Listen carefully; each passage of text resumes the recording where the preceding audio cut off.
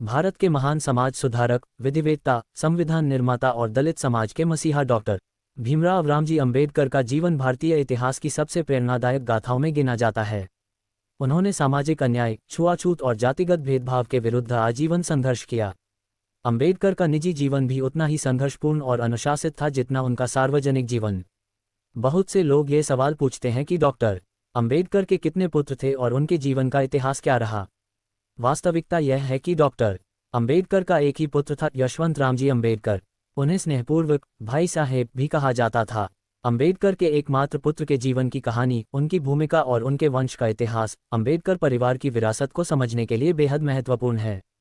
इस लेख में हम विस्तार से अंबेडकर के पारिवारिक जीवन, पुत्र यशवंत अंबेडकर के जीवन इतिहास और उनसे जुड़ी घटनाओं पर प्रकाश डालेंगे।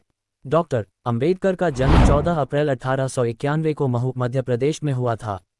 उनके पिता रामजी मालोजी सकपाल और माता भीमाबाई थीं। अंबेडकर ने जीवन में 2 विवाह किए, पहली पत्नी रमाबाई अंबेडकर और दूसरी पत्नी डॉक्टर शारदा कबीर सविता अंबेडकर। पहला विवाह 1906, 15 वर्ष की आयु में अंबेडकर का विवाह रमाबाई से हुआ था। रमाबाई एक बेहद सहनशील और त्यागमयी स्त्री थीं, जिन्होंने अंबेडकर के संघर्षमय जीवन में हर परिस्थिति में उनका साथ दिया। दूसरा विवाह 1948, रमाबाई के निधन 1935 के बाद अंबेडकर ने 1948 में डॉक्टर शारदा कबीर से विवाह किया। वे चिकित्सक थीं और अंबेडकर की अंतिम घड़ियों तक उनके साथ रहीं। अंबेडकर और रमाबाई के कुल 5 संतानें हुईं, जिनमें 4 का निधन बचपन में हो गया। केवल यशवंत रामजी अंबेडकर ही वयस्कता तक जीवित रहे। यशवंत रामजी अंबेडकर का जन्म 1912 में हुआ था। वे डॉक्टर भीमराव अंबेडकर और रमाबाई के इकलौते जीवित पुत्र थे। बचपन से ही वे भी आर अंबेडकर की कठोर अनुशासनप्रियता और अध्ययनशील जीवन शैली के बीच पले बढ़े। डॉक्टर अंबेडकर शिक्षा और संघर्ष को सर्वोपरि मानते थे, इसलिए उन्होंने पुत्र को भी यही संस्कार दिए। यशवंत ने शिक्षा प्राप्त की, लेकिन अंबेडकर की तरह गहन अकादमिक उपलब्धियां हासिल नहीं कर पाए। डॉक्टर अंबेडकर अपने पुत्र यशवंत से बेहद प्रेम करते थे। हालांकि उनके पास सामाजिक आंदोलनों, राजनीति और संविधान निर्माण जैसे कार्यों के कारण परिवार के लिए समय कम था। इसके बावजूद उन्होंने पुत्र को सदैव संघर्ष, सत्य और समानता की राह पर चलने की प्रेरणा दी। यशवंत का बचपन साधारण रहा, परंतु समाज उन्हें डॉक्टर अंबेडकर का पुत्र कहकर पहचानता था। इससे उन पर सदैव दबाव रहता कि वे अपने पिता की विरासत को आगे बढ़ाएं। यशवंत अंबेडकर ने अपने पिता की तरह कानून की गहराई में तो काम नहीं किया, लेकिन उन्होंने सामाजिक कार्यों में सक्रिय भूमिका निभाई। सामाजिक भूमिका। बाबा साहेब के निधन 1956 के बाद यशवंत ने बौद्ध धर्म प्रचार और दलित समाज को संगठित करने में सक्रियता दिखाई। राजनीतिक भूमिका। वे Republican Party of India (RPI) से जुड़े, जो अंबेडकर की विचारधारा पर बनी थी।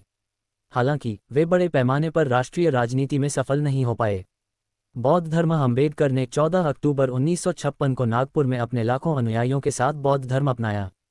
यशवंत ने भी बौद्ध धर्म को अपनाया और आगे इसके प्रचार प्रसार में जुटे। यशवंत अंबेडकर ने शादी की और उनके 2 पुत्र और 1 पुत्री हुई। उनके वंशज आज भी अंबेडकर की विरासत को आगे बढ़ा रहे हैं। अनंत अंबेडकर। प्रकाश अंबेडकर। वे वर्तमान में अंबेडकर परिवार के सबसे प्रमुख चेहरा हैं।